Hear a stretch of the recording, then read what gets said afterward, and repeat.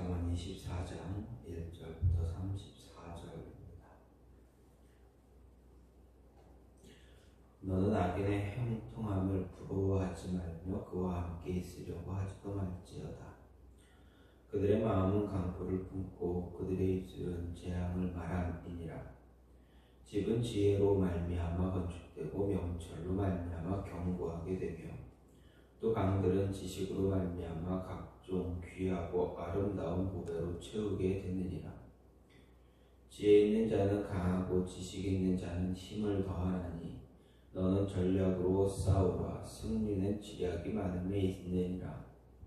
지혜는 너무 높아서 미련한 자가 미치지 못할 것이므로 그는 성문에서 입을 열지 못하느니라. 악행하기를 꾀하는 자를 일컬어 사악한 자라 하느니라. 미련한 자의 생각은 죄요 거만한 자는 사람에게 미움을 받느니라. 내가 만일 환난 날에 낙담하면 내 힘이 미약함을 보이니라. 너는 사망으로 끌려가는 자를 건져주며 살육을 당하게 된 자를 구원하지 아니하려고 하지 말라. 내가 말하기를 나는 그것을 알지 못하였노라 할지라도 마음을 저울질하시는 이가 어찌 통찰하지 못하시겠으며 내 영혼을 지키시는 이가 어찌 알지 못하시겠느냐. 그가 각 사람의 행위대로 보응하시리라. 내 아들아 꿀을 먹으라. 이것이 좋으니라. 송이꿀을 먹으라. 이것이 내 입에 다니라. 지혜가 내 영혼에게 이와 같은 줄을 알라. 이것을 얻으면 정령이 내 장래가 있겠고 내 소망이 끊어지지 아니하리라. 악한 자여 의인의 집을 엿보지 말며 그가 쉬는 처소를 헐지 말지니라. 대저 의인은 7번 넘어질지라도 다시 일어나려니와 악인은 재앙으로 말미암아 엎드러지느니라. 내 원수가 넘어질 때에 즐거워하지 말며 그가 엎드러질 때에 마음에 기뻐하지 말라. 여호와께서 이것을 보시고 기뻐하지 아니하사 그의 진노를 그에게서 옮기실까 두려우니라. 너는 행악자들로 말미암아 분을 품지 말며 악인의 형통함을 부러워하지 말라. 대저 행악자는 장래가 없겠고 악인의 등불은 꺼지리라. 내 아들아 여호와와 왕을 경외하고 반역자와 더불어 사귀지 말라. 대저 그들의 재앙은 속히 임하리니 그 둘의 멸망을 누가 알랴. 이것도 지혜로운 자들의 말씀이라. 재판할 때 낫을 보아 주는 것이 옳지 못하니라. 악인에게 내가 옳다 하는 자는 백성에게 저주를 받을 것이요 국민에게 미움을 받으려니와 오직 그를 견책하는 자는 기쁨을 얻을 것이요 또 좋은 복을 받으리라. 적당한 말로 대답함은 입맞춤과 같으니라. 내 일을 밖에서 다스리며 너를 위하여 밭에서 준비하고 그 후에 내 집을 세울지니라. 너는 까닭없이 내 이웃을 쳐서 증인이 되지 말며 내 입술로 속이지 말지니라. 너는 그가 내게 행함같이 나도 그에게 행하여 그가 행한 대로 그 사람에게 갚겠다 바라지 말지니라. 내가 게으른 자의 밭과 지혜 없는 자의 포도원을 지나며 본즉 가시덤불이 그 전부에 퍼졌으며 그 지면이 거친 풀로 덮였고 돌담이 무너져 있기로 내가 보고 생각이 깊었고 내가 보고 훈계를 받았노라. 내가 좀 더 자자 좀 더 졸자 손을 모으고 좀 더 누워있자 하니 내 빈궁이 강도같이 오면 내 궁핍이 군사같이 이르리라. 아멘.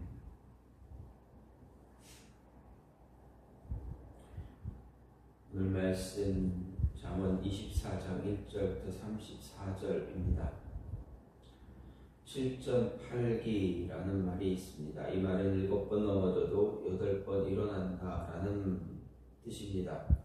아마도 이 말의 진정한 뜻은 포기하지 말라는 뜻일 것입니다. 그래서 이런 노래가 생각이 납니다. 외로워도 슬퍼도 나는 안으로 참고 또 참지 울긴 왜 울어 웃으면서 달려보자 푸른 들을 푸른 하늘 바라보며 노래하자 내 이름 캔디라는 어린이 프로그램입니다. 아주 어렸을 때, 제가 아주 어렸을 때 방영했던 그런 만화 주제가입니다. 에디슨은 말합니다. 천재는 1%의 영감과 99%의 땀이다 라고 말합니다. 그리고 실패를 어떻게 극복했느냐는 질문에 그는 이렇게 대답을 합니다.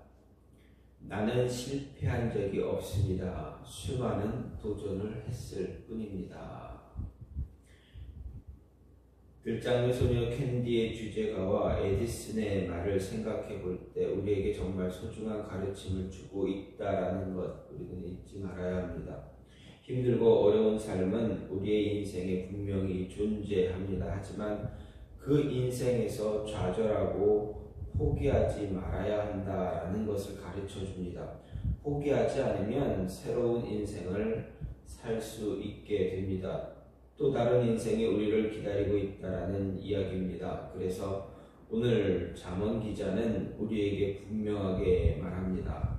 의인은 7번 넘어져도 다시 일어난다라는 것입니다. 그리고 우리에게 다시 일어나야 할 이유에 대해서 설명해 줍니다.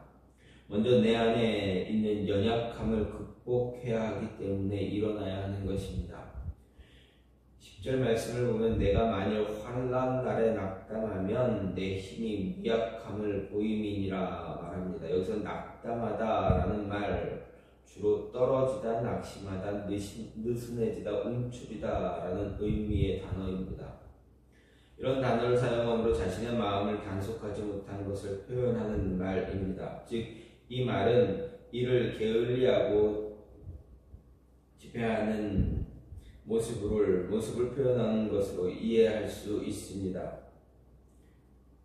그리고 내 힘이 미약함을 보인다라는 것은 너의 힘이 좁다라는 의미로 해석이 됩니다. 그래서 이 구절을 다시 보면 만약 내가 환난 날에 무기력하다면 너의 힘은 작은 것이 된다라는 이야기입니다. 이것은 한 사람이 지닌 역량을 알아보기 위해서는 그에게 일어나는 극한 고난의 정황에서 분명하게 드러난다라는 것입니다. 또 자신의 힘을 과신하지 말라는 것을 교훈으로 주기도 합니다. 힘들고 어려움에 빠져 넘어지게 됐을 때 그 사람의 본 모습이 나타납니다. 그 사람의 영역이 연약한 사람인지 아니면 그러한 고난 속에서도 자신에게 주어진 일을 붙잡고 이루어 나갈 수 있는 사람인지 알 수 있다라는 것입니다.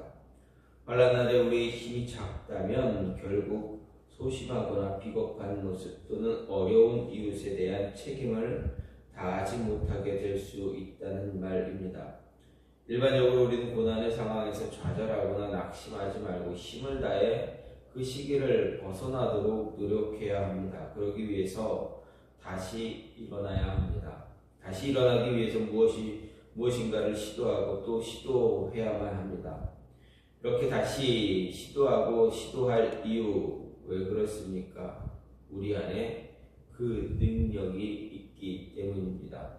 하나님 우리를 창조하실 때 무한한 능력을 우리 안에 심어주셨습니다. 뿐만 아니라 우리가 하나님을 의지할 때 우리의 무한함 더 빛을 발하게 됩니다. 하나님의 능력이 우리를 통해 나타나기 때문에 그렇습니다. 만일 우리가 넘어져서 낙심하고 그 자리에서 주저앉게 된다면 우리는 우리의 능력 스스로 제한하는 자 되어버립니다. 내 안에 있는 능력, 잠재력 발휘하지 않고 그 능력을 끌어올려 극대화시키지 않고 스스로를 어떤 테두리 안에 가둬놓게 됩니다. 그러면 아무리 우리가 할 수 있는 것이 있다 하더라도 하지 못하게 되는 것입니다. 많은 과학자들이 인류의 능력에 대해 말을 합니다. 특히 우리의 뇌에 대해서 이야기합니다. 모든 사람은 태어날 때 천재로 태어나지만 태어나서 얼마 되지 않아 그 천재적인 능력을 잃어버린다 합니다. 인간이 흔히 자기 뇌의 10%도 쓰지 못하고 죽는다고 합니다. 또 사람들은 천재과학자 아인슈타인조차도 자기 뇌의 15% 이상을 쓰지 못했다 말합니다. 그런데 인류학자 마가렛 미드라는 사람은 그 비율이 10%가 아니라 6%라고 말합니다. 그러다가 90년대에는 인간의 두뇌를 단지 1% 이하로 활용한다라고 이야기했고, 더 최근에는 0.1%에 불과하다라는 연구도 나왔다고 합니다. 이런 결과는 우리가 우리 스스로를 제한하기 때문이다라는 것입니다. 하나님은 우리로 하여금 많은 능력과 잠재력을 선물로 주셨습니다. 그 능력과 잠재력이 고난의 날에, 환난의 날에 우리로 하여금 낙심하지 말고 다시 일어설 수 있도록 해 줍니다. 그런데 낙심하고 좌절하고 포기하면 그 능력이, 잠재력이 사라지게 된다라는 것입니다. 따라서 우리는 다시 일어나야 하는 것입니다. 다시 일어날 때 우리의 연약함은 강함이 됩니다. 왜 그렇습니까? 하나님이 우리 연약함을 사용하시기 때문에 그렇습니다. 또 한 가지는 잃은 영혼을 다시 찾아야 하기 때문에 다시 일어나야 합니다. 11절에 너는 사망으로 끌려가는 자를 건져주며 살육을 당하게 된 자를 구원하지 아니하려고 하지 말라 말합니다. 여기서 솔로몬 말하기를 사망으로 끌려가는 자, 살육당하게 된 자, 구체적으로 누구인가를 말하고 있는지 확실하지 않습니다. 하지만 성경에 사망에 이르는 죄가 있으니 이에 대하여 나는 구하라 하지 않노라 라는 말씀이 있다는 것을 생각해 볼 때, 오늘 말씀에서 가리키는 사람들, 악의적으로 그리스도를 대적하는 자들을 제외한 모든 사람들을 이야기합니다.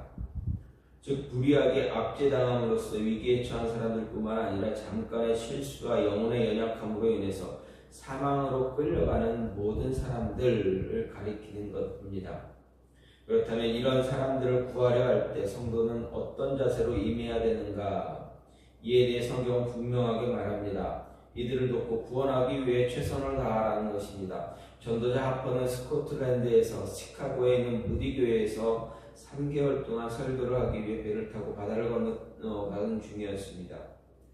하지만 배가 대서양을 향하던 중 빙산에 부딪혀 가라앉기 시작합니다. 승객 중 얼마는 구병정에 옮겨 탈 수 있었지만 하퍼를 포함한 많은 사람들 차가운 대서양의 바다에 빠지고 말았습니다.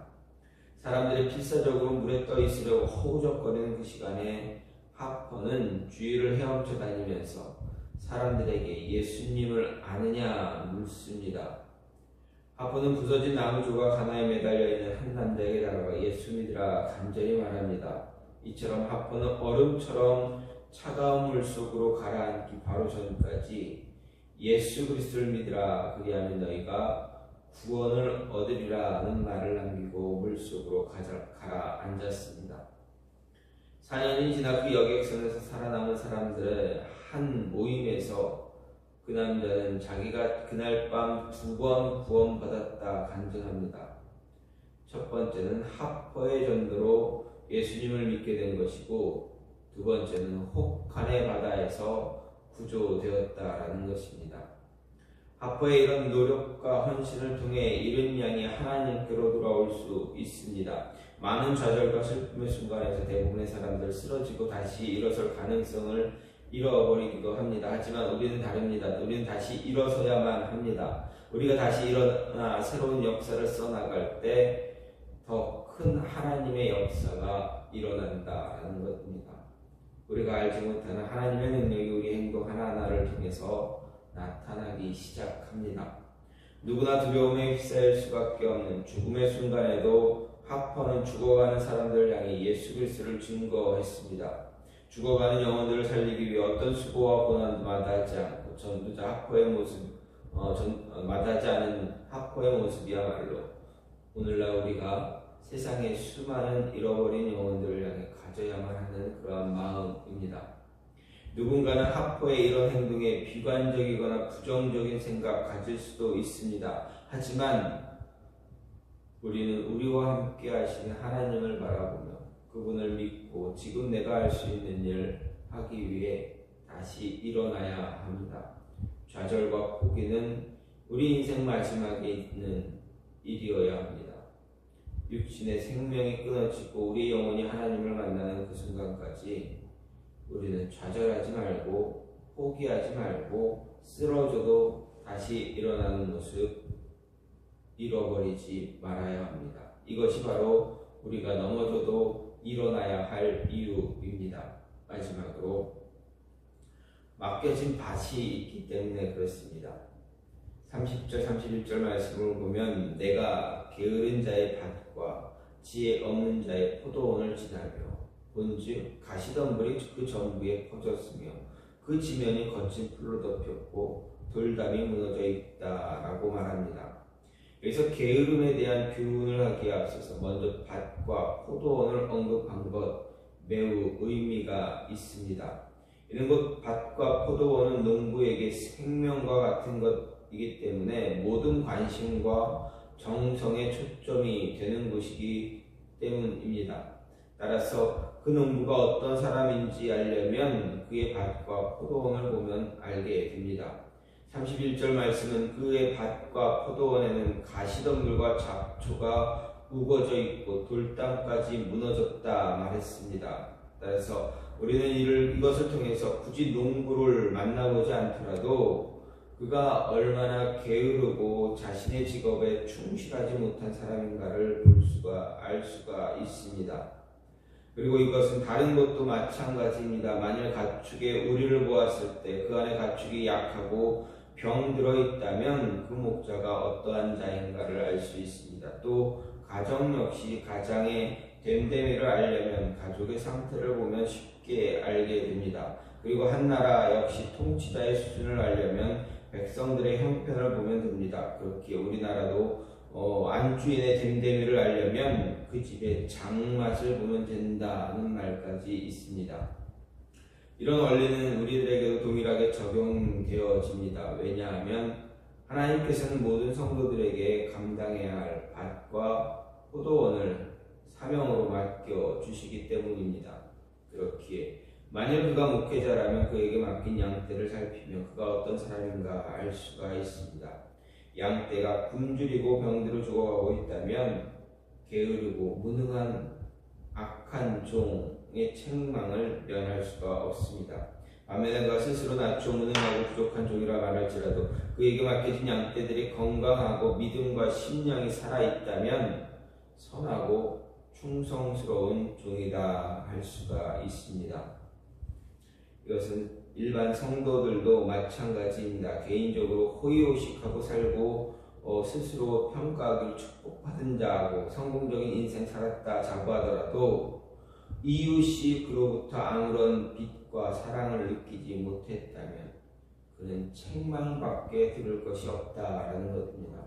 반대로 그가 육신적으로 넉넉하지 못할지라도 많은 사람들이 그로 인해서 하나님의 사랑을 느끼고 복음을 받아들이게 되었다면 하나님으로부터 많은 칭찬을 듣게 될 것입니다. 따라서 우리는 우리에게 맡겨진 밭과 포도원을 위해서 힘들고 어려워도 쓰러져도 넘어져도 다시 일어나야 합니다. 하나님은 우리에게 모두에게 맡기신 책임이 있고 주어진 의무가 있기 때문에 넘어져도 다시 일어나 주어진 일에 최선을 다해야 합니다. 우리에게 분명하게 주신 목표가 있기에 그 목표를 이루기 위해서 넘어져도 쓰러져도 다시 일어날 수 있는 7.8기의 모습 잃어버리지 말아야 한다 말하고 있습니다. 여러분, 오늘 말씀을 통해서 우리가 그리스도인들은 하나님을 믿는 성도라면 포기하지 말아야 한다. 인생에서 포기는 마지막 순간이다라는 것입니다. 우리의 숨이 이제 멈춰질 그 순간은 이미 하나님이 우리를 데려가시기로 한 순간입니다. 여기에 그때는 우리가 할 수 있는 것이 아무것도 없습니다. 이제 그러기에 그때가 포기의 순간이다. 그때 아무리 붙잡아봐야 소용이 없기에 그 전에는 포기하지 말고 다시 일어서야 한다. 이유가 무엇이냐? 맡겨진 맛이 있기 때문에, 그리고 잃은 양을 찾아야 하기 때문에, 그리고 내 안에 있는 연약함을 이겨내야 하기 때문이다 라는 것입니다. 이것을 이겨내고 끝까지 하나님의 복음을 위해서, 그리스도의 복음을 위해서, 하나님의 영광을 위해서 살아가려고 노력한다면 분명 힘들고 어려운 순간이 다가와도 다시 일어설 수 있는, 넘어져도 쓰러져도 다시 일어설 수 있는 힘이 우리 안에 분명히 존재한다. 그러기에 다시 일어설 수 있어야 한다라는 것입니다. 오늘도 다시 일어서서 우리에게 주어진 책임을 잘 감당할 수 있는, 그래서 하나님의 이름을 전할 수 있는, 하나님의 영광을 선포할 수 있는 저와 여러분의 모습, 우리의 가정이 되기를, 교회가 되기를 간절히 소망합니다. 이 시간 같이 기도하고 하나님, 우리는 넘어져도 다시 일어나